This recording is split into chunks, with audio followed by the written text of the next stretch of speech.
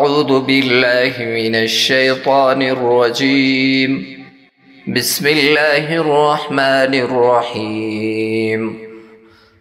فلما جهزهم بجهازهم جعل السقاية في رحل أخيه ثم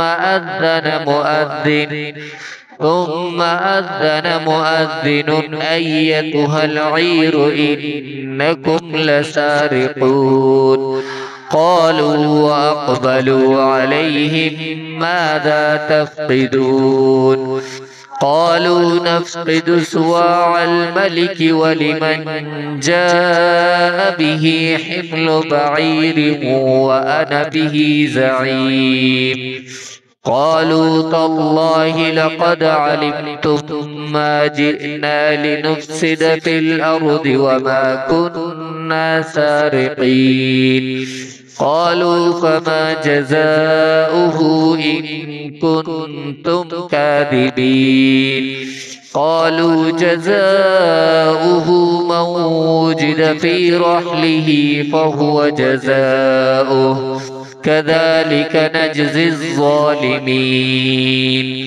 فبدأ بأوعيتهم قبل وعاء أخيه ثم استخرجها من وعاء أخيه كذلك كدنا ليوسف ما كان ليأخذ أخاه في دين الملك إلا أن يشاء الله نرفع درجات من نشاء وفوق كل ذي علم عليم.